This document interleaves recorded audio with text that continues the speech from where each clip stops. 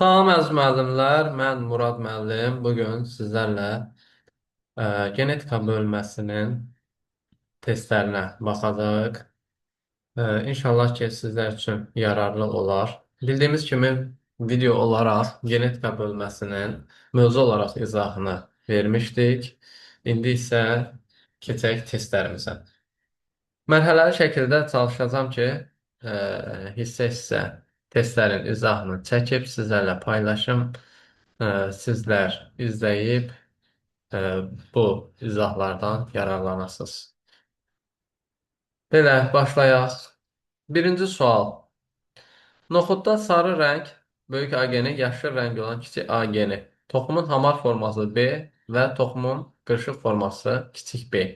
Forması üzərində dominantdır deyir. Hansı fenotipli valideyn formalarının tozlanmasından nəsildə hər iki əlamətə görə heterozigot forma alınar? Hər iki əlamətə görə heterozigot forma alınması üçün mənə lazımdır ki, bir tərəfim, yəni valideynlərdən biri homozigot dominant formada olsun. Digəri isə nə olsun? Resessiv forma olsun. Yəni yazsam, yazılış olaraq böyük A, böyük A, böyük B, böyük B. Digər tərəf nə olsun? Resessiv olsun. Bu mənə verəcək nəyi? Heterozigot formada, hər iki əlamətə görə heterozigot formada olan fərdi. Və həqiqətən də baxsaq görərik ki, bu mənə nə verir? AB verir. Bu da mənə kiçik A, kiçik B verir. Və bunların birləşməsindən əmələ gəlir böyük A, kiçik A, böyük B, kiçik B. Və burada variant olaraq cavabımız olacaqdır C variantı. Daha sonra baxaq ikinci sualımıza. Noxudda hansı genotipi bitkilərin tozlanmasında nəsildə yalnız hər iki əlamətə görə resessiv genotipli bitkilər alınır. Hər iki əlamətə görə resessiv alınması üçün ə, hər iki valideynin resessiv olması lazımdır. Ümumiyyətlə, yəni burada mən dominant gen görməməliyəm. Baxdığımız zaman variantlara elə A variantında biz bu genotipləri görmüş oluruq. Yəni hər iki əlamətə görə resessiv olan valideynləri görmüş oluruq. Təbii ki, resessivlə resessiv bir araya gəldikdə yenə də nə olacaq? Hər iki əlamətə görə resessiv olmuş olacaqdır. Üçüncü sualda noxudda hansı genotipli bitkilərin tozlanmasından nəsildə 25% yaşıl hamar, 75% sarı hamar bitkiləri alınır. E, Yaşıl hamar və 70 yaşıl hamar 25%, 75% sarı hamar. Yəni ümumilikdə mən buradan e, belə deyək, 3-ün 1-ə nisbətində fərd almalıyam. Yəni ən aşağısı 4 fərd alınmalıdır da burada. Və 4 fərdin alınması durumu baxıram variantlara. A variantında məndə 4 fərd əmələ gələ bilərmi? Xeyr. Bir dənə heterozigot formam var A variantında. Bu mənə bir cür qamət verəcək, birinci valideyn. İkinci valideyn isə iki cür qamət verəcək, nəticədə 2 dənə fərd əmələ gələcək. Ona görə avtomatik A getdi. C variantına baxdığımız zaman görürük ki, burada da sadəcə bir cür fərd əmələ gələcək, hər iki əlamətə görə heterozigot olan. Y variantına baxdığımız zaman, bəli, bir heterozigotun buradadır, bir heterozigotun burada. 2 qamət bu verəcək, 2 qamət də bu verəcək və nəticə olaraq bunların birləşməsi nəticəsində 4 fərdim əmələ gəlmiş olacaq. B variantı da mənim şərtimi ödəyir və görürəm ki, nəyim var? Hər valideyndə bir dənə heterozigotum var. Demək ki, yenə də 2 qamət bu verəcək, 2 qamət bu verəcək və nəticədə həmin 4 fərdim alınmış olacaq. D variantında da yenə həmçinin uyğun olacaqdır. Bu ümumi bir analizdir başlanğıcda. Bu da çox vaxt işinizə yarayacaq bir analiz formasıdır. Daha sonra nə deyir mənə? Tozlanması nəsildə 25% yaşıl hamar. Yaşıl hamarım nə idi? Kiçik A, kiçik A, böyük B, e, böyük B və yaxud da böyük B, kiçik B. Bu şəkildə yaza bilərəm, fərq etməz. Daha sonra 75% sarı hamar. Sarı hamarım nə idi? Yəni böyük A, kiçik A, tutaq ki belə, böyük B, kiçik B və yaxud da böyük A, böyük A, böyük B, böyük B bu şəkildə ola bilər. Mənə lazımdır ki, buradan mütləq şəkildə nə olsun? Böyük B-lərim olsun, böyük B-im olsun. Və həm böyük A, həm də kiçik A əmələ gəlmiş olsun. Buradan Y variantına baxıram, böyük A var, əmələ gələ bilərmi buradan? Xeyr. Verilən ancaq nə olacaq? Kiçik A olacaq. Ona görə mənə uyğun deyil. Buradan baxıram, böyük B əmələ gələn forma varmı? Xeyr. Ona görə D variantım da gedəcək. Qalır yerdə bir dənə nə? B variantım qalmış olur ki, bu çarpazlaşmadan da mən nəyi almış oluram? 3-ün 1-ə nisbətdə 25% yaşıl hamarı, 75% isə sarı hamar bikini almış olacağam. Sualları bəzən bu şəkildə yanaşaraq da heç bir şey etmədən həll edə bilərsiniz. Dördüncü suala keçək. Dördüncü sualda nə deyir? Noxudda hansı genotipli bitkilərin tozlanmasından nəsildə 75% hamar, 25% yaşıl qırışıq forma əmələ gələr. Yenə də mən 3-ün 1-ə nisbət axtarıram, yəni 4 fərdin əmələ gəlməsi. A variantına baxıram, görürəm ki, yox, əmələ gəlməyəcək.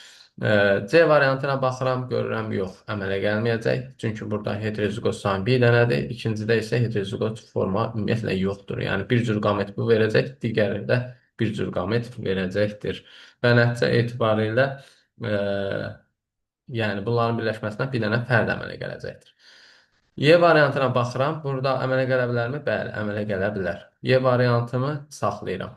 B variantına baxıram. Bu da mənə verə bilər. Çünki bir heterozigot birindədir. Digərində də yenə heterozigot forma bir dənə e, böyük A kiçik A var. Yəni iki qamət bu verəcək. İki qamət də bu verəcək. Birləşib bu iki qametlər öz aralarında 4 fərd əmələ gətirəcək. Yenə D variantı da yenə həmçinin uyğundur. Mənə nə lazımdır? 75% yaşıl hamar lazımdır. Kiçik A, kiçik A, böyük B və yaxud da böyük B, kiçik B. Həmçinin e, həmçinin nə? 25% yaşıl qırışıq. Yəni kiçik A, kiçik A, kiçik B, kiçik B. Mənə nə lazımdır? Deməli, mənim böyük A-m olmamalıdır. Böyük A olmamalısa, baxın, burada B variantında böyük A olduğuna görə mən ixtisar elədim. Burada da D variantında yenə böyük A-m olduğu üçün ixtisar elədim. Bir dənə qalır nə? Y variantı. Zaten Y variantında kiçik A, kiçik A, kiçik A, kiçik A. Yəni hər valideyndə ilk tərəf resessivdir, ikinci tərəf nədir? Heterozigotdur. Bu da mənə zaten nə verir? Böyük B, iki dənə böyük B, kiçik B, bir dənə də kiçik B vermiş olur. Bunların hər birinin qarşısına mən kiçik A-ları düzsəm, nə edirəm? Həqiqətən də 3-ün 1-ə nisbətdə bu fərqləri almış oluram. Bu da bir başqa açıqlama olsun. Daha sonra baxırıq nəyə? Beşinci suala. Beşinci sualda mənə nə deyir? Beşinci sualda deyir ki, noxudda hansı genotipli bitkilərin tozlanmasında nəsildə 75% sarı qırışıq, 25% yaşıl qırışıq formalar alınır. 75% sarı qırışıq əmələ gəlməyini istəyir. Böyük A, kiçik A və yaxud da böyük A, böyük A. Qırışıq forma isə nədir?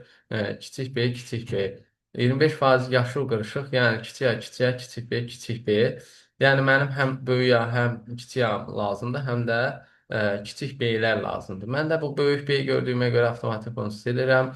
Böyük B gördüyümə silirəm. Böyük B gördüm, silirəm. Böyük B gördüm, silirəm. Bir dənə qalır D variantım. Və zaten digər fərd alınması baxımından da 75%, 25% 3-ün 1-ə, yəni 4 fərd alınması baxımından baxsam heç A variantında 2 fərd əmələ gəlir. B variantında 4 fərd əmələ gəlsə də mənim kiçik B-lərim yoxdur. C variantında ümumiyyətlə bir fərd əmələ gələcək. D variantında dediyim kimi həm 4 fərd əmələ gəlir, həm də 3-ün 1-ə nisbət alınır. Və yaxçının əksidir. Bu səfər ilk əlamətə görə heterozigot verib, ikinci əlamətlərin nə verib? Resessiv verib. Bu şəkildə olduğu zaman 3-ün 1-ə nisbət əmələ gəlir. Yəni böyük A, kiçik, böyük A, böyük A, iki dənə böyük A, kiçik A, D variantından söhbət gedir. Bir dənə də kiçik A, kiçik A əmələ gəlir ki, bunun yanlarına mən nə düzərəm? Kiçik B, kiçik B, kiçik B, kiçik B, kiçik B, kiçik B. Düzmüş olaram ki, bu da mənə 3-ün 1-ə nisbətində həmin bu fərqləri həqiqətən də vermiş olacaqdır. Belə, əziz müəllimlər. Daha sonra keçək növbəti sualımıza, e, yəni 6-cı sualımıza. 6-cı sualda nə deyir? Sarı hamar fenotipli bitkilərin yaşıl qırışıq bitkilər ilə tozlanmasına nə isə nəsildə 25-25-25-25 formasında alınıb. Yəni birin birə 1-1-1-1 nisbətində, yəni bu fərqlər əmələ gəlib. 1-1-1-1 nisbətində fərqlər əmələ gəlmişdir. Bir dəqiqə bu qələmi mən dəyişdirim, qırmızı eləyim. Biraz da bunu qalınlaşdıraq. Tamam. Hə, 1-1-1-1 nisbəti alınıb və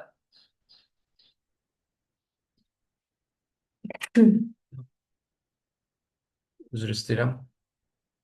Ə, 1-1-1-1-1 nisbətində mənim verdiyim qayda bu idi ki, ə, valideynlərdən valideynlərdən biri ya hər iki əlamətə görə heterozigot olsun, böyük B, kiçik B, digəri hər iki əlamətə görə resessiv olsun.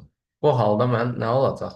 1-1-1-1 nisbətində fərqləri almış olacağam. Ya da ilk valideyn, yəni birinci valideyn ilk əlamətə görə heterozigot, ikinci əlamətə görə resessiv, ikinci valideyn isə ilk əlamətə görə resessiv, ikinci əlamətinə görə nə olsun? Heterozigot formada olsun.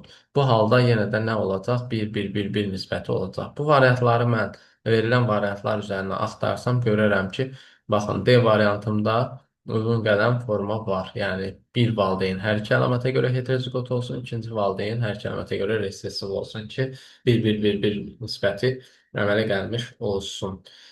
Daha sonra baxaq növbəti sualımızda 77-ci suala daha doğrusu. 7-ci sualda nə deyir? Noxud bitkisində yaşıl hamar formalı bitkilərin öz-özünə tozlanmasında nəsildə 75% yaşıl hamar, 25% yaşıl qırışıq formalar əmələ gəlir. 3-ün 1-ə formada noxud əmələ gəlibsə, yaşıl hamar formalı mən bilməliyəm ki, mən hər valideyni kiçiyə-kiçiyə yaşıl rəngini bu şəkildə qeyd eləyərəm. Qeyd eləyərəm. Həmçinin belə. Digərinin 3-ün 1-ə nisbəti olması üçün dedim ki, nədir? Artıq ikinci tərəf, birinci tərəf resessivdir. Yəni, bir dəyişməz bir formada olur. İkinci tərəf avtomatik nə olmalıdır? Böyük B, kiçik B olmalıdır ki, böyük B, kiçik B olmalıdır ki. Baxın, monohibrid çarpazlaşmada biz nə deyirdik? Həmişə iki dənə heterozigot fərd çarpazlaşanda nə əmələ gəldi? 3-ün 1-ə nisbət əmələ gəldi. Mən də birinci tərəfi sabit saxlamışam, kiçiyə-kiçiyə olaraq deyir, yaşıl. Hamar formanı böyük B, böyük B və yaxud da böyük B, kiçik B şəklində yaza bilərəm. Amma fərq sayı 4 olduğu üçün, yəni 3-ün 1-ə nisbət olduğu üçün, mən məcburam ki, ikinci tərəfi neyniyəm? Heterozigot formada yazam ki, burada böyük B, böyük B, 2 dənə böyük B, kiçik B, kiçik B, kiçik B formaları alınsın. Qarşılarına da kiçik A-ları zaten bu şəkildə, sabit şəkildə düzəcəm. Olacaq həmin şey. Yəni 3-ün 1-ə nisbət buradan alınmış olacaqdır. Burada da baxdığımız zaman variantlara bu olacaq mənim A variantım. Belə. Daha sonra baxaq növbəti sualımıza. Növbəti sualımıza.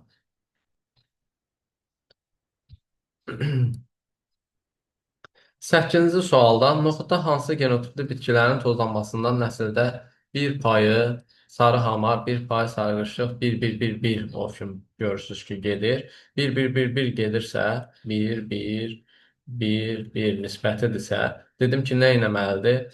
Ya valideynin biri hər kəlimətə görə heterozigot, ikincisi hər kəlimətə görə resessiv olmalıdır. Ya da valideyndən biri ilk əlamətə görə heterozigot, ikinci əlamətə görə resessiv, digəri isə ilk əlamətə görə resessiv, ikinci əlamətə görə heterozigot olmalıdır. Yəni, bir-birinin tərsinə olmalıdır. Bu şəkildə olduğu zaman nə olur? 1-1-1-1 nisbəti alınır və düşünmədən nə edirik? Cavabımızı seçirik, yəni C variantını. Daha sonra baxaq nəyə?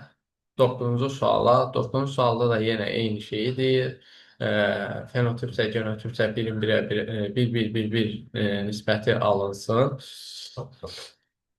Artıq burada həm fenotipsə, həm də genotipsə 1-1-1-1 nisbəti alınsın deyir. Deməli, 9-cu sualımızda. 9-cu sualımızda baxdığımız zaman yenə də həmin mən sizə dediyim qayda ilə gedirik. E, C variantına baxdığımız zaman görürük ki, həqiqətən də valideynin biri ilk əlamətə görə heterozigot, ikinci əlamətə görə resessiv, digər valideyn isə ilk əlamətə görə resessiv, ikinci əlamətə görə nədir? Heterozigot formadadır və düşünmədən götürüb yazıram bunu bu şəkildə. Belə, daha sonra deməli cavab olacaq C variantımız. Bu ümumi sizə verdiyim bir qayda idi zaten.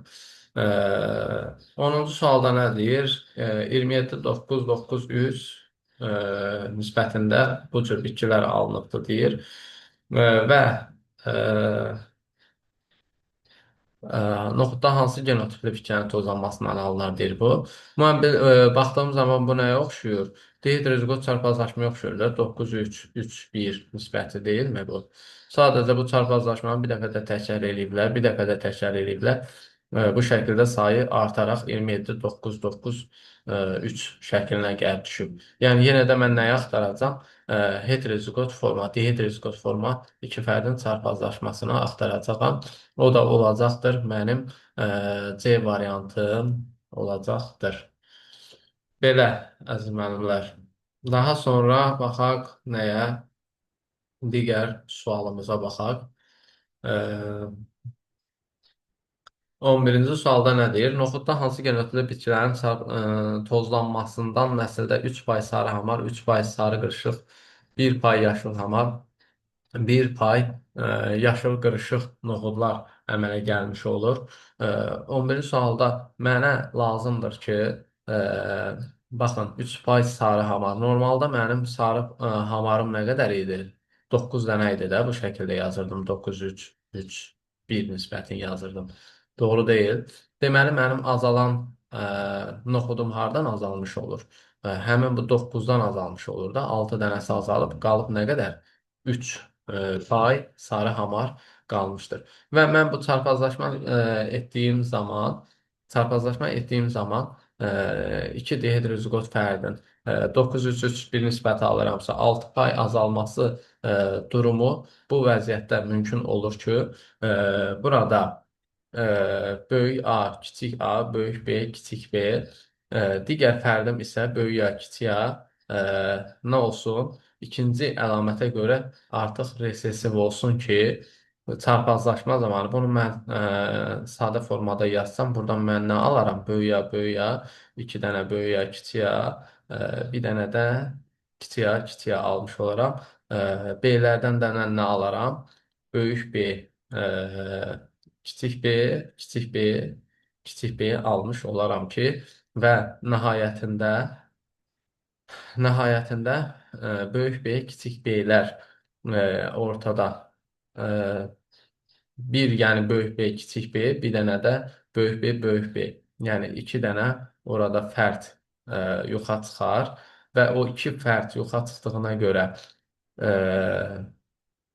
deməli yoxa çıxan fərdlərim oldu nə? Böyük B, böyük B, böyük B, kiçik B.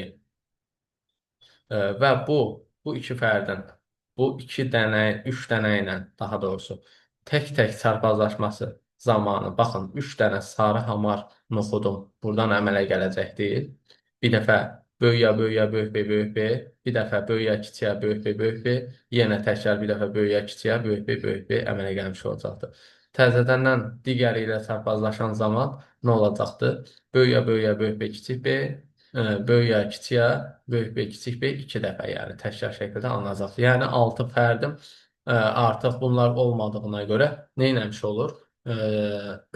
Olmamış olur və nisbət 3-3-3, 3-3-1-1 nisbətində gəlib düşmüş olur.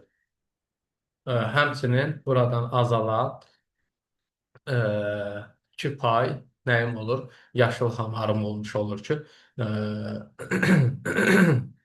bunları da həmin bu fərdlər olmadığına görə, yəni həmin bu genotipdə qametlər olmadığına görə böyük B gəlib bu kiçik A-larla, həmçinin böyük B, kiçik B yenə kiçik A-larla birləşə bilmədiyinə görə 2 dənə buradan nəyim yox olmuş olur? Yaşıl hamarım yox olmuş olur. Yəni ümumilikdə e, vəziyyət yəni bu şəkildə olmuş olacaqdır. Bunu qısa şəkildə deyirəm, sonra izah edirəm. Əslində burada çox da e, dərinə getmək niyyətim yoxdur. Çünki niyə? Çünki genetika elə bir şeydir ki, baxıb da yaza biləcəyiniz bir duruma gəlməyiniz lazımdır. Yoxsa orada çox vaxt sərf edəcəksiniz, vaxtınız çox gedəcəkdir. Ona görə bu şeyləri o qədər işləyəsiniz ki, gərək. Baxın bu şəkildə artıq necə ki mən baxıram, görürəm və xüsusi sizlər üçün belə deyək, gözünüzü açacaq, ağlınızı daha dərin işlədəcək fikirlər verirəm. Və bu şəkildə, yəni bunları yadınızda saxlayaraq, bu şəkildə işləyərək, suala bu şəkildə yanaşaraq daha tez şəkildə nə etmiş oluruq? Sualı həll etmiş olacağıq. 12-ci sualda nə deyir? Noxudda hansı genotipli bitkilərin tozlanmasından nəsildə 3 pay sarı hamar, 3 pay yaşıl hamar, 1 pay sarı qırışıq, 1 pay yaşıl qırışıq bitkilər alınır. 12-ci sualda da yenə həmin vəziyyətdir. Bu səfər nə eləyib? E, Bir valdeyni yenə heterozigot formada götürürsən, zaten böyük kiçiyə, böyük B, kiçik B. Digər valdeyn nə olur?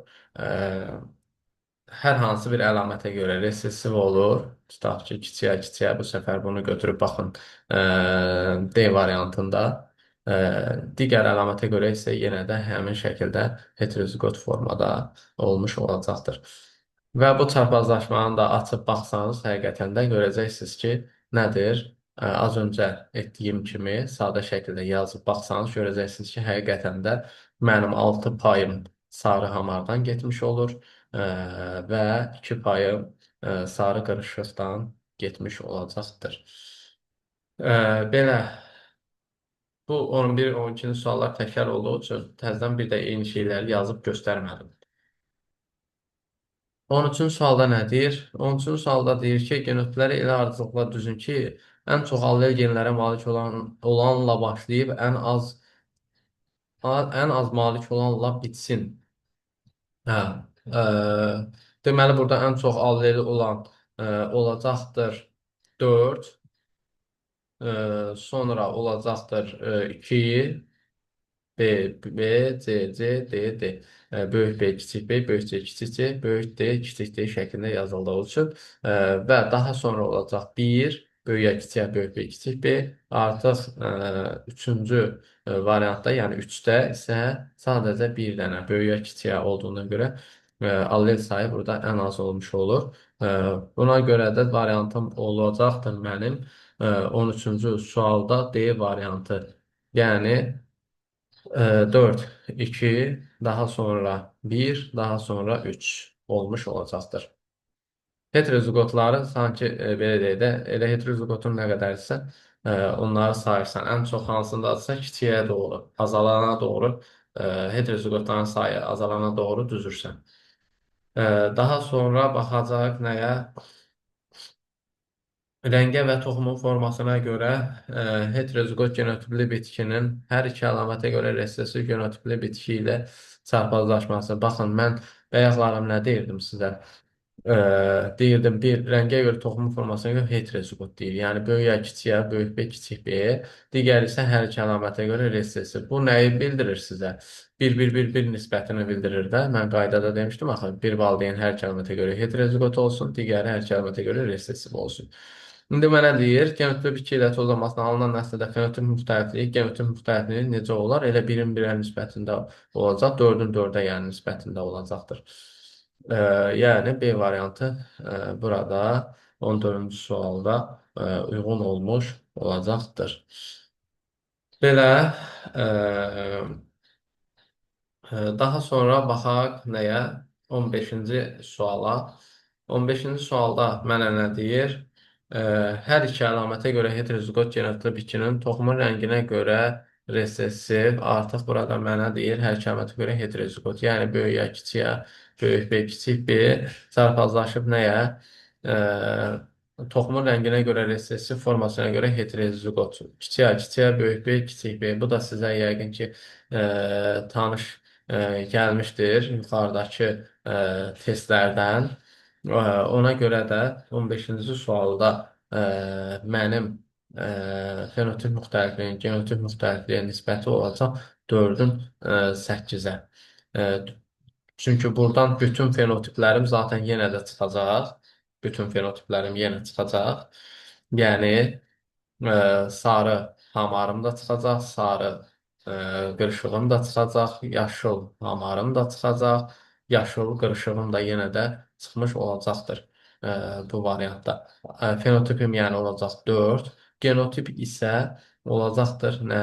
8. Bəyəs də yuxarıdakı testdə zaten bu eynidir, yenə də təkrar edirəm. Eyni şeyləri təkərləyib sizdən soruşurlar. Yuxarıdakı testdə baxın 12-ci və yaxud da 11-ci testdə fərq etməz. Baxdığımız zaman biz 13-cü sualda məsəl üçün D variantına baxsaq, görərik ki, nədir? Bir valideyn hər iki əlamətə görə heterozigotdur, digəri bir əlamətə görə resessiv, ikinci əlamətə görə heterozigot forma olmuş olur. Burada azalan nə olur? 6 pay sarı hamardan azalır.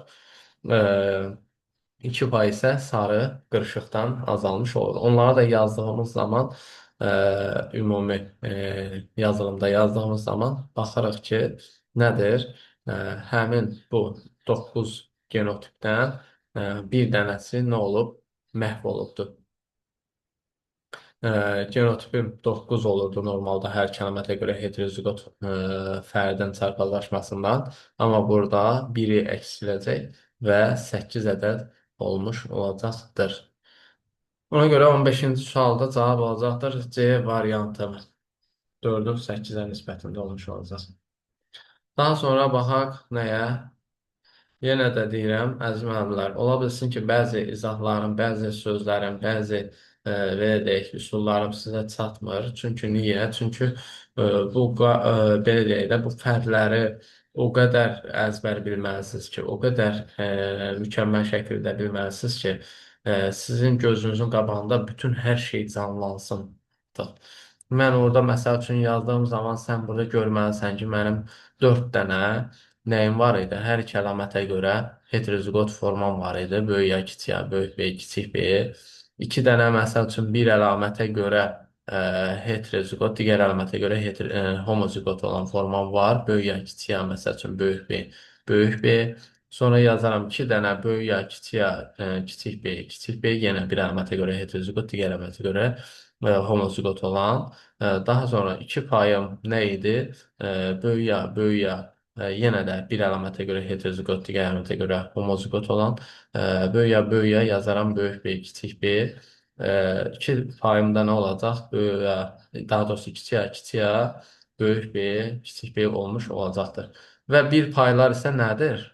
Böyüyə, böyük B, böyük B, bir pay böyüyə, kiçik B, kiçik B, bir pay kiçiyə, böyük B, böyük B. Bir payım isə kiçiyə, kiçik B, kiçik B bu şəkildə yazılmış olur. Bütün genotipləri, baxın, bir cür genotipim burada. Həmin bu genotipdən 4 dənədir, amma bir cür genotip kimi sayıram mən bunu. Biri burada, biri burada, biri burada, 1, 2, 3, 4, bir dənəsi burada 5 dənə, 6 dənə, 7 dənə, 8 dənə, 9 dənə. Demək ki, mən bu şeyləri dediyim zaman sən bunların hamısını əzbər bilməlisən ki, alınan fərqlərin neçə dənə sarı, neçə dənə sarı hamar, neçə dənə yaşıl qırışıq, neçə dənə sarı qırışıq.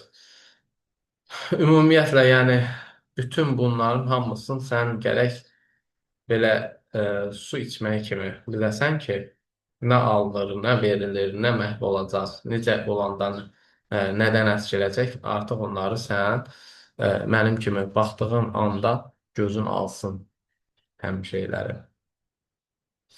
16-cı sualda baxaq, nə deyir? 2 heterozigot fərdin çarpazlaşmasına alınan nəsildə homozigot genotipli fərdlərin sayının genotip müxtəlifliyinə nisbətini tapın. 2 dənə heterozigot fərd çarpazlaşmasından böyük ya, kiçik A-nı deyir, yəni böyük B, kiçik B. Bu çarpazlaşın böyük ya, kiçik A, böyük B, kiçik B ilə. Bu çarpazlaşma zamanı deyir, alınan nəsildə homozigot genotipli fərdlərin sayının, homozigot tipli fərdlər nə idi? 1-1-1-1 nisbətində olanlar idi də, yəni böyük ya, böyük B, böyük B, böyük ya, kiçik B, kiçik B, kiçik A, böyük B, böyük B, kiçik A, kiçik A, kiçik B, kiçik B. Bu nə qədər olacaq məndə? 4 dənə olmuş olacaq da. 4 dənə olacaq. Genotipim dedim nə qədər idi? 9 dənə idi. Ona görə nisbət nə olacaq? 4-ün 9-u olmuş olacaqdır. Bu da belə. Baxın, bu səbəblərdən deyirəm ki, bu alınan şeylərin hamısını gərək əzbər biləsiniz. Daha sonra baxaq nəyə? 17-ci suala. 17-ci sualda nə deyir? İki dihidrozigot bitkinin öz-özünə toplamasına alınan nəsildə dihidrozigot bitkilərin sayının bir əlamətə görə heterozigot olan bitkilərin genotip müxtəlifliyinə olan nisbəti. Bir əlamətə görə heterozigot dediyim nə idi? 2-2-2-2 nisbətində idi. Yəni 2, 4, 6, 8 dənə idi də. E, və bunun deyir,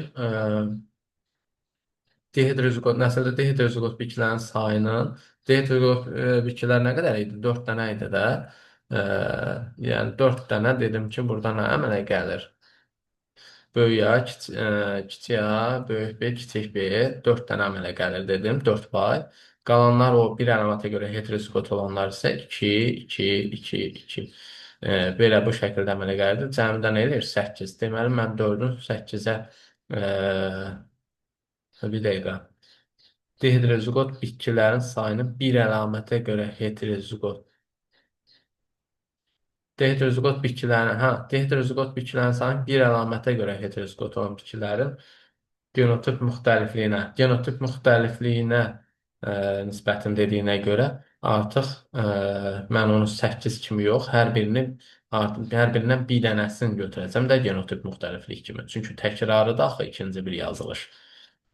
Ona görə də elə 4-ün 4-ə olmuş olacaqdır 17-ci sualda. Cavab olacaq C variantımız. Genotip sayını desəydi, 8 olaraq götürərdim. Yəni bu genotipdə olan fərq sayını desəydi, 8-ini götürərdim. Amma mənə deyir genotip müxtəlifliyi, yəni neçə cür fərqli yazılış görürəm, onu deyir. 4 cür mən, 8 fərqli olsa da 4 cür fərqli yazılış görürəm. Ona görə də 4-ün 4-ə nisbətində olmuş olacaqdır.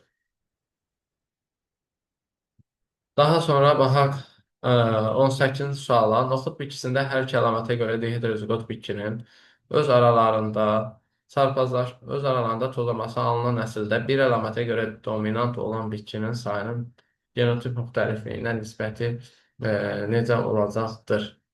Bir əlamətə görə dominant olan, bir əlamətə görə dominant olan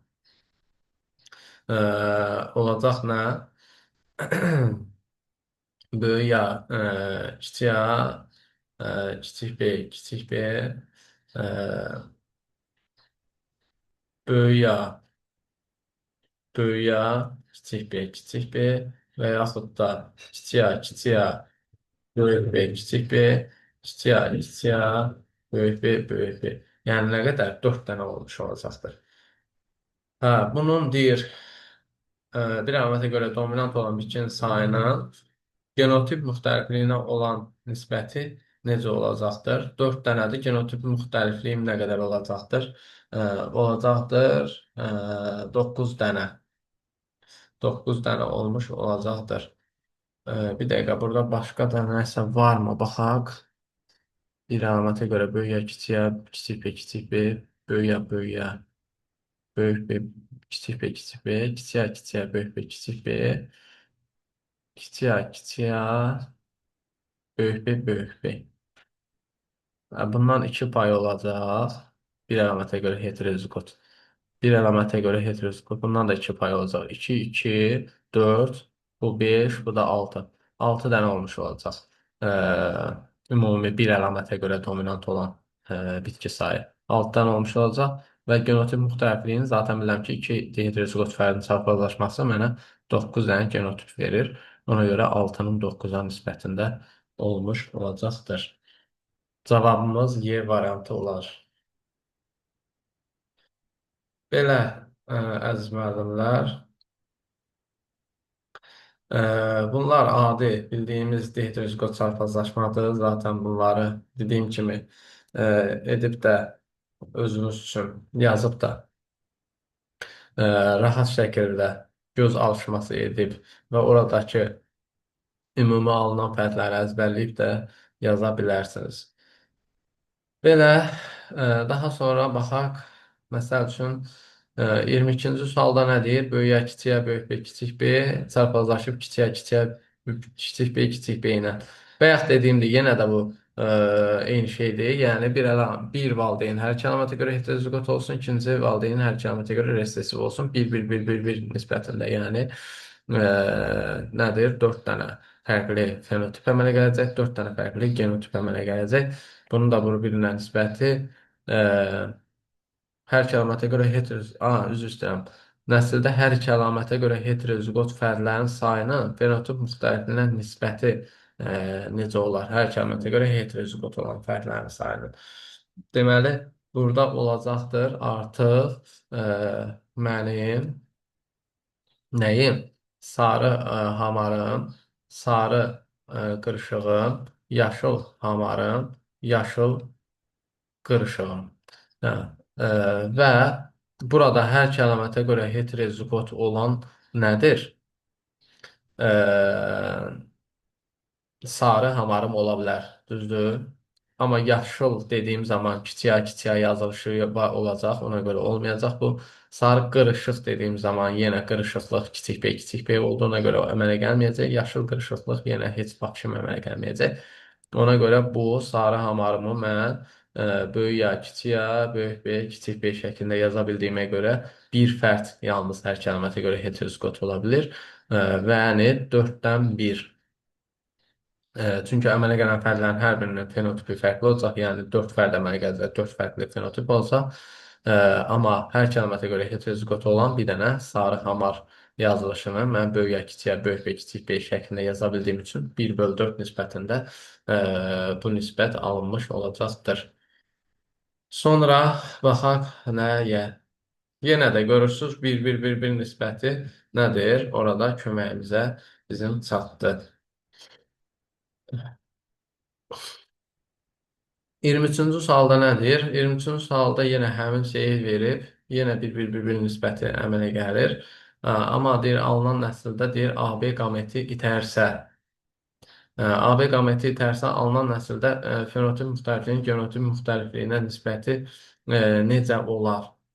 Necə olar? AB qaməti itibsə, artıq bu şəkildə olacaq ki, e, hər birindən hər birindən bir dənəsi əskilmiş olacaq. Bu fərdlərin hər birindən bir dənəsi əskilmiş olacaq. Daha doğrusu, yəni bu 4 fərddən, alınan 4 fərddən birini əskilmiş olacaq və nəticə etibarilə normalda genotip fenotip nisbəti 4-ün 4-ə edirsə, bu zaman olacaq 3-ün 3-ə nisbətində. Bunu yazsam zaten mən bunu açıq-aydın şəkildə yenə də görürəm. Kiçiyə böyük B qametidir. Kiçiyə böyük B qametitibdir. Bu mənə nə verir? Böyük ya e, deməli böyük A böyük B verir. Böyük ya kiçik B verir. Kiçik ya böyük B verir. Kiçik ya kiçik B verir. Və mənə deyir ki, kiçiyə böyük bir tipdir deyir. Və bu mənə nə verir? Bir dənə A, B verir də. Bu itdiyinə görə bu gəlib bundan çarpazlaşa bilməyəcək. Demək ki, nədir? Bir fərd azalmış olacaq. Əmələ gələn fərdlər 3 dənə olmuş olacaq və 3 dənə fərqli fenotip görmüş olacam. 3 dənə də fərqli genotip görmüş olacağam. Bircə saniyə mən bunları çarpazlaşdırsam böyüyə, kiçiyə, böyük B, kiçik B, böyüyə, kiçiyə, kiçik B. Hə, görürsünüz, həqiqətən də alınır. Kiçiyə, kiçiyə, kiçik B, kiçik B. 3 fərqli fenotip, 3 fərqli də yazılış, yəni genotip görmüş oluram. Cavab olacaq nə? D variantı 23-cü sualda. Daha sonra mənə nə deyir? Deyir, 24-cü sualda deyir ki, noxud bitkisində nəsildə 75% sarı hamar, 25% yaşıl hamar bitkilər alınmışdır. Valideynlərin genotipini yazın. Sarı hamar, yaşıl hamar. Mən bunu yazsam, sarı hamar, yaşıl hamar deyə. Ə, böyük A kiçik A, böyük B kiçik B tutaq ki, bu şəkildə olar və yaxud da böyük A böyük A böyük B böyük B. Bir də yaşıl hamar, yəni kiçik A kiçik A, böyük B, kiçik B və yaxud da böyük B böyük B şəklində yazmış ola bilərəm. Bu 3-ün 1-ə nisbətində alınsın deyir. Deməli, mənim həm böyük A-m, həm də kiçik A-m olmalıdır deyə hər iki valideyndə mən mütləq bir hissəni nə görməliyəm? Kiçik A görməliyəm. Ona görə də C variantım avtomatik mənim gedir, A variantım gedir, D variantım gedir, e, Y variantım gedir. Bir dənə qalır nəyim? B variantım. Görürsüz, hardan yapışdım birbaşa. Bir dənə bir şeylə mən çözürəm, artıq cavabı neynirəm? Yazıram. Yəni durub da bunu 3 saat axtarmağa ay aman nə olacaq, o belə eləyim, yazım, çarpazlaşdırım, nə eləyim. Bir dənə açıq tut. Sualın bir dənə açığını tut. İşlədikcə görəcəksiniz. Sizdə də eyni şəkildə olacaq. Sualın bir açığını tutdum. Suala 3-4 mən yanaşma forması verirəm. Ənənə gələn fərd sayını baxıram, görürəm, həqiqətən də verilən sayıya uyğun fərd əmələ gətirirmi? İkinci növbədə baxıram, alınanların fenotip, genotipini yazıram. Baxıram, görürəm, həqiqətən də eyni şey əmələ gələ bilirmi? Və bu şəkildə, bax, bu iki dənə elə adicə təməl qəliblə suala yanaşıb, hardasa sualı 90% həll eləyirəm. Daha sonra baxaq nəyə? Baxaq nəyə?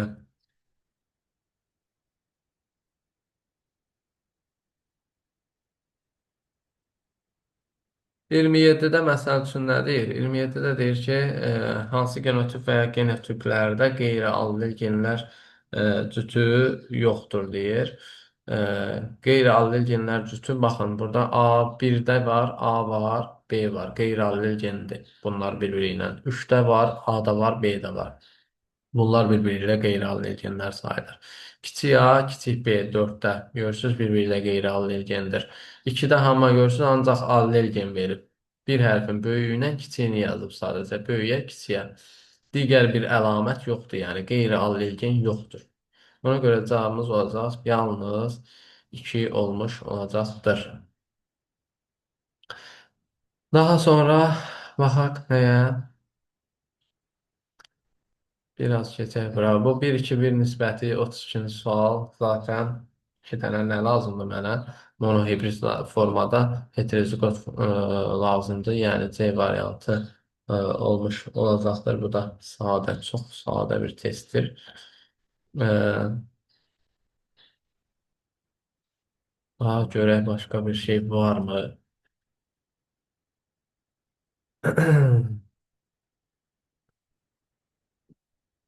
Məsəl üçün burada nədir?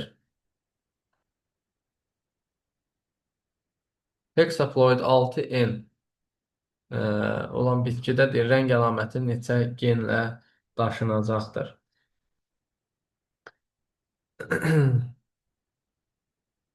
Rəng əlaməti neçə genlə daşınacaqdır?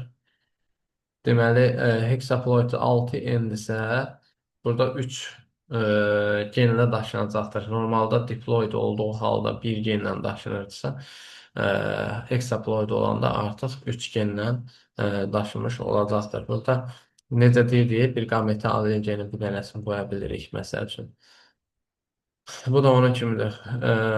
Xromosom dəsti artdığına görə biz artıq həmin gen sayını da, həmin əlaməti idarə edən gen sayını da artıq şəkildə götürə bilirik. Nə qədər artıq normal xromosom dəsti neçə dəfə artırıbsa, həmin bu gen sayını da həmin dəfə qədər artırmış olacağı. Yəni C variantı olmuş olacaq 54-cü sualda. Ə, Burada deməli növbəti sualımızda deyir ki,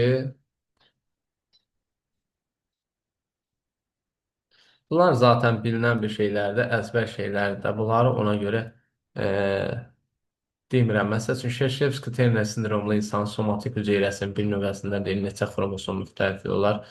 Neçə olasıdır? 23 dənə olardı. Yəni, burada baxıb da siz kitabdan, dərslikdən orada nə baş verdiyini, hansı xromosomun artıq olduğunu, əskik olduğunu, dəyişik olduğunu və yaxud da nə olduğunu oradan görüb baxa bilərsiniz. Xromosom müxtəlifliyi də hər xromosom. Məsəl üçün, kişidə xromosom müxtəlifliyi deyəndə mən nə götürürdüm? E, Həmin bu autosom xromosomların 44 dənə idi, tutaq ki. Götürürdüm yarısını, yəni 22. Üzərinə gəlirdim bir dənə X-i, bir dənə də Y-i gəlirdim. Çünki X və Y xromosomları bir-birindən fərqli idi. Ona görə xromosom müxtəlifliyi dediyinə görə fərqli müxtəlif xromosom kimi qeyd edib üzərinə hamısını bir-birinin üzərinə gəlirdim. 22 üzərinə gəl 1, üzərinə gəl 1 şəklində yazırdım. Olurdu nə? 24. Amma qadın üçün bunu nə edirdim? Yenə autosom xromosomu yarıya böldüm 22. Cinsi xromosomunda yenə birini götürdüm. Çünki XX idi qadında. Bu da olurdu nə? Bir xromosom müxtəlifliyi olduğuna görə üzərinə bir gəlirdim. Olacaqdı 23. Belə, ən cavan heyvan sinifinin deyir erkək fərdinin 52-ci sualda üç somatik hüceyrəsinin hər birinin bir nüvəsində və iki spermatozoidində neçə Y cinsiyyət xromosomu olur? Ən cavan heyvan sinifi hansıdır? Quşlardır. Erkək fərdinin üç somatik hüceyrəsində istəyir neçə dənə somatik hüceyrə verirsə versin, neçə dənə spermatozoid verirsə versin, erkək fərd quşda nə idi? XX idi də, əksi nə idi bunlarda? Dişi fərd XY idi. Ona görə 52-ci sualda cavab nə olacaq? Yəni 0 olmuş olacaqdır. Yəni A variantı olmuş olacaqdır.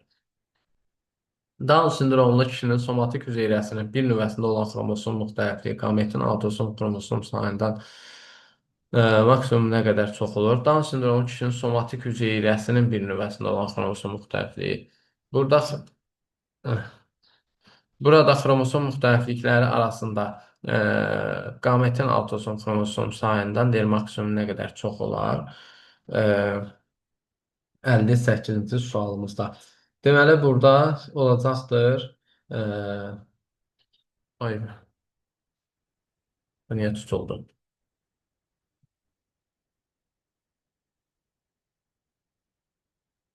Üzr istəyirəm, bir daha ekran tutuldu.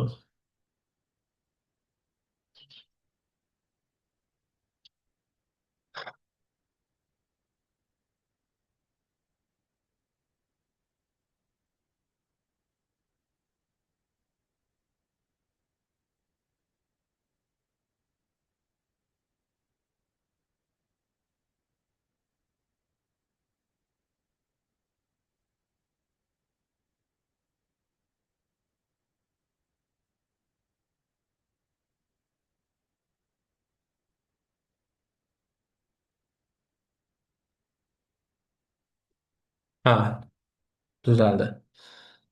Deməli, dedi ki, nədir? 58-ci sualda qalmışdıq. Down sindromlu kişinin somatik hüceyrəsinin bir nüvəsində deyir, somatik hüceyrə bir nüvəsində olan xromosom müxtəlifliyi qametin autosom xromosom sayında. Qametin autosom xromosom sayı nə olur? E, Normalda olur 20, yenə bu qələm xarablayır. 22. Normalda autosom xromosom sayı 22 olur qametdə və kişidə xromosom müxtəlifliyi nə olur? 24. Düzdür? Eyni şəkildə yenə də Down sindromu olsa da yenə bu həmin bu qametdə autosom xromosom sayı nə olacaq? 22 olmuş olacaqdır. Və xromosom sayının maksimum nə qədər çoxdur dediyinə görə 24-dən 22-ni çıxanda qalacaq nə? 2 qalmış olacaqdır. Deməli, mənim kişidə somatik hüceyrədə bir nüvədə xromosom müxtəlifliyi dedim ki, az öncə də izah etmişdim zaten bunu. 24-dür. Fərq etməz orada down olanda nə baş verir ki, bir xromosom artıq olması e, yəni hər hansı bir müxtəliflik yaratmır da yəni orada. 24 olur və qametin də xromosom müxtəlifliyi, qametin autosom xromosom sayından maksimum nə qədər çox olur? Qametdə də 22. Normal götürsək, yəni yenə də şərt ödür. Çünki bundan bir dənə artırsan, bunu 25 yazıb, bunu 23 yazmağımın nə fərqi var ki? Eyni şeydir də. Ona görə hər birində bir dənə artıq formada götürdüyüm üçün neyniyərəm? Elə bu formada yazaram. Normal formalarında yazaram. 24 minus 22. O da olar nə? 2 olmuş olar. Belə. Daha sonra baxaq nəyə? Of.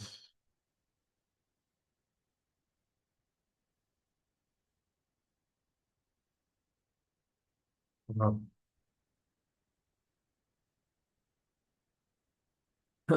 Daha sonra baxaq nəyə? 65-də nə deyir? 65-də deyir, çarpazlaşma zamanı erkək fərd AB dişi fərd isə kiçik A, kiçik B qamətini itirərsə, genotifcə parçalanma hansı nisbətdə olar? İlişiklik yoxdur, tam dominatlıq mövcuddur. E, Bu çarpazlaşma zamanı, baxın, bu mənə nə deyir? Bax, heterozigot formatda. Bu heterozigot, özür istəyirəm, heterozigot formada e, genotipcə parçalanma bu şəkildə olmurdumu? 4, 2, 2, 2, 2, 1, 1, 1, 1. Bu şəkildə olmurdumu? İndi mənə deyir ki, bir fərd, erkək fərd, yəni bax bu. Mənə nə deyir? A, B, böyük A, böyük B itirib, dişi fərd isə kiçik A, kiçik B qamətini itiribdir deyir. Deməli, böyük A, böyük B itiribsə, böyük A, böyük B itiribsə, digər fərddə mən hansı qamətləri gördüm? Böyük A, böyük B, böyük A, kiçik B, kiçik A, böyük B, ay, kiçik A, böyük B, bir də nə? Kiçik A, kiçik B, kiçik A, kiçik B. Bu kiçik A, kiçik B zaten məhv olub, o heç. Böyük A, böyük B, böyük A, böyük B. Bununla da çarpazlaşmalıydı. Bununla da. Hamısı ilə çarpazlaşmalıydı. Düzdür? Deməli, mənim burada bir dənə fərdim hər iki əlamətə görə homozigot forma məhv olur. Hər iki əlamətə görə homozigot. Yəni, mən bunun üstündən xətt çəkirəm. Bir dənə fərdim bir əlamətə görə heterozigot, digər əlamətə görə homozigot forma məhv olur. Bu ikilərdən birini məhv eləyərəm. Bir dənə fərdim hər iki əlamətə görə heterozigot olur. Bundan da bir dənəsini silərəm. Qalar 3 dənə, bunu qeyd edək. Burada qalıb bir dənə.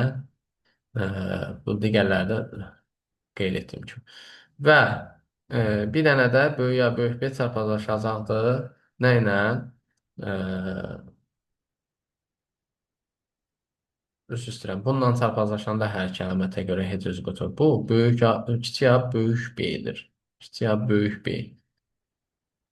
Bundan çarpazlaşanda bir əlamətə görə heterozigot, digər əlamətə görə homozigot olur. Bu da nədir? Həmin bu ikilərdəndir də. Yenə bunun bir dənəsi nə olur? Məhv olur. Sonra bax, bu kiçik A kimi məhv olmuşdu zaten. Kiçik A zaten məhv olmuşdu. Kiçik A-nı artıq bunun özü ilə yox, yəni böyük A, böyük B ilə yox, geri qalanı ilə çarpazlaşdırarsan, böyük A, kiçik B, kiçik A, böyük B, bir də kiçik A, kiçik B. Bunların hər biri ilə bu çarpazlaşacaqdır da normalda. Düzdürmü? Çarpazlaşacaqdır. Əmələ gələcəkdir nə? Bir əlamətə görə heterozigot, böyük A, kiçik B, kiçik A, kiçik B ilə çarpazlaşırlar. Digər əlamətə görə homozigot. Yəni bu ikilərdən yenə biri məhv olmuş olacaqdır. Kiçik A, kiçik B, kiçik A, böyük B ilə çarpazlaşan zaman yenə bir əlamətə görə heterozigot, digər əlamətə görə homozigot fərq. Yəni bu iki nisbətlərdən biri məhv olmuş olacaqdır.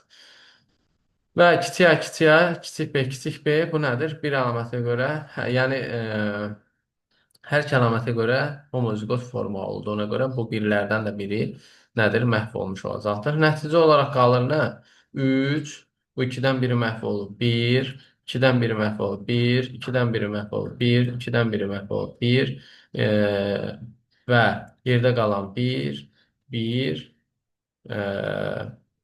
və sondakı birlər də zaten nə eləmişdi? Məhv olub getmişdi, yəni ixtisar eləmişdir. Ona görə 3, 1, 1, 1, 1, 1, 1 nisbətində Yəni A variantındakı kimi nəyim əmələ gəlmiş olur? Mənim nisbətim əmələ gəlmiş olacaqdır. 3, 1, 1, 1, 1, 1, 1. Belə biraz açdım ki, sizlər üçün nə qədər də olmasa biraz açıqlayıcı olsun, aydın olsun deyə. Yəni bunu daha qısa şəkildə də yazardım. Ə, Daha sonra baxaq nəyə? Burada nədir? Burada 66-da nə deyir? Modifikasiya dəyişəninin orta qiyməti. Mən dedim ki, burada nədir? Variantın sayı burasından həmin ölçü şeyinə, ölçüyə. Məsəl üçün deyir, qanadın ölçüsü 3 sm. 3 dənəsinin qanadın ölçüsü 3 sm-dir. 3 dənəsinin ölçüsü qanadı 3 sm. 3-ü vuraram nəyə? 3-ə. 7-sinin qanadının ölçüsü 4 sm-dir. 4 vur 7. 15-inin ölçüsü 5 sm. 15 vur 5. 25-in ölçüsü nədir? 6 sm-dir. Bunu buradan yazdım, saçmayacaq. Biraz irəlidən yazaq. Deməli, nədir? 3-ünün ölçüsü 3 sm idi. 3 vur 3, üzərinə gəl. 7-sinin ölçüsü 4 sm-dir. 7 vur 4.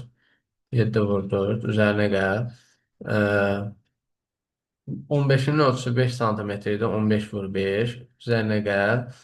25-in ölçüsü 6 sm-dir. 25 vur 6. 23-ünün ölçüsü 7 sm-dir. Üzərinə gəl. 23 vur 7. Üzərinə gəl 13-ün. Ha, bu nə qədər uzadı və bunu? O, sən kimi olsun.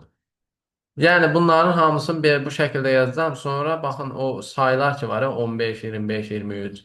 Onların hamısını yazacağam altdan, üst-üstə gələcəm. 15, 25, 23. Bax bu şəkildə yazacağam.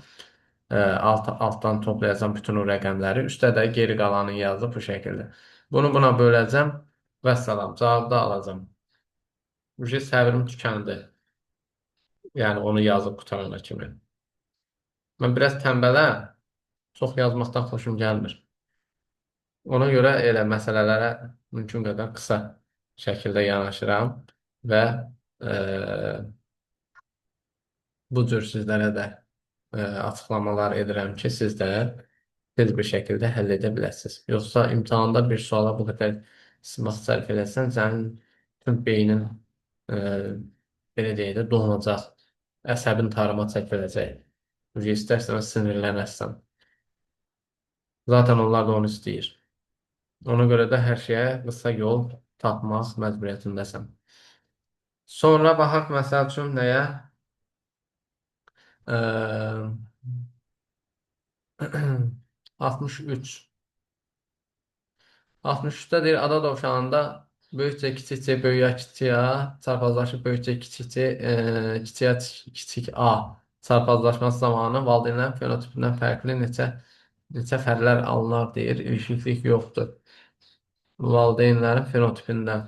Bu mənim birincisi nədir ki, güya? Bozdur. İkincisi nədir? Qara. Boz qaradan fərqli şeylər almalıyam mən. Fərqlər almalıyam və onlar baxmalıyam neçə faizini təşkil edəcək. Deməli, buradan mənə nə verəcək bu? Böyük C, böyük A, böyük C, kiçik A, kiçik C, böyük A, kiçik C, kiçik A. Bu mənə nə verəcək? Böyük C, kiçik A, bir dənə kiçik C, kiçik A. Bilinmir ki, bu böyükdür yoxsa kiçik. Belə yazın bilinsin. Tamam. Bunların çarpazlaşması zamanı mən neynəməliyəm? Ağ dovşan almalıyam. Mənim buradan ağ dovşanım hardan hardan əmələ gəlir? Bax, buradan qara dovşan əmələ gələr. Buradan da daha doğrusu boz dovşan əmələ gələr birincidən. İkinci çarpazlaşmasına yenə boz dovşan. Üçüncü çarpazlaşmadan olacaq qara. Ə, Həmçinin bunun da digəri ilə çarpazlaşmasına. Dördüncü çarpazlaşma olacaqdır yenə boz.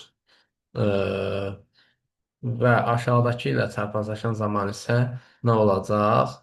Ağ olmuş olacaq. Artıq bir dənə ağım burada. Və bu aşağıdakı sonuncu qametdə yenə böyüyü ilə bununla çarpazlaşanda yenə nə əmələ gələcək? Qara əmələ gəlmiş olacaq. Bu digəri ilə çarpazlaşan zaman nə əmələ gələcək? Yenə də ağ əmələ gəlmiş olacaq. Deməli, mənim ümumi çarpazlaşmamdan 4, 2, 8 fərd əmələ gəlir ki, bunun ikisi e, ağ olduğuna görə 2 böl 8 böl 100, o da 25 eləməlidir. 25, 2 qalır, bəli. 25% eləmiş olacaqdır. Yəni 63-cü sualda nədir? C variantı olmuş olacaqdır. Belə. Bunu monohibrid vəziyyətə gətirib yazsaq, baxaq görək nə olur.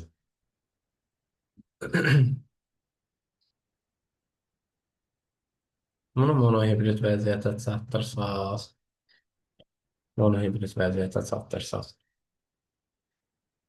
mən yazacam deməli, böyük C, 2 dənə böyük C, kiçik C, bir dənə də kiçik C, kiçik C.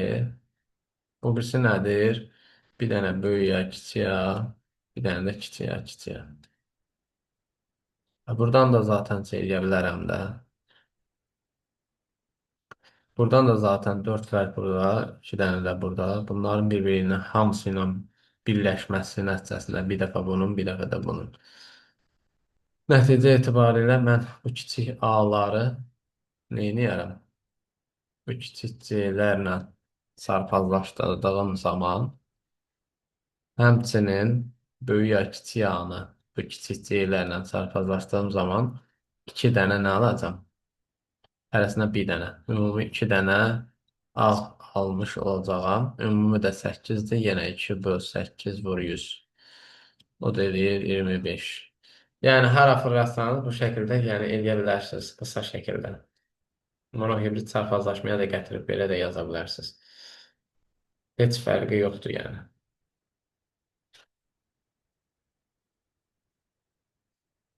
Belə əziz müəllimlər, bugünlük bu qədər. Deməli, son olaraq 63-cü testdə qaldıq. İnşallah ki, növbəti günlərdə e, bu şəkildə izahlara davam edəcəyəm. Daha fərqli testlərə baxmağa çalışacağım. Sadəcə bu hələ indi bəsitləri idi, sadələri idi. Ümid edirəm ki, qarşıda daha mürəkkəb format testləri olar və yenə də onların da izahını sizlərə vermiş olarıq. Sonda sizdən bir xahişim var. Videoya like atın, zəhmət olmasa bir də kanala abunə olun ki, sayımız artsın. Sağ olun, salamat qalın. Dinlədiyiniz üçün təşəkkür edirəm.